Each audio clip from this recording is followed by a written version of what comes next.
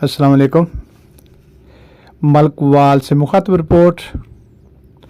फूल खिला भी नहीं कि मुरझा गया। 8 साल अब्दुल हादी वल साजिद हुसैन को मुस्लिम शेख साकन माजी नहर में गिरकर जान बहक हो गया। इन्ना लिल्लाहि व इन्ना इलैहि राजिऊन। अब्दुल हादी बच्चा करीबन 9 बजे दिन अपनी दादी के हमरा घर के लिए लकड़ियां चुनने के लिए गया। इसी असना में बच्चा पानी पीने के लिए नहर लोयर जेलम किनारे गया। जब पानी पीने लगा बच्चा का पांव फिसल गया और नहर में जा गिरा।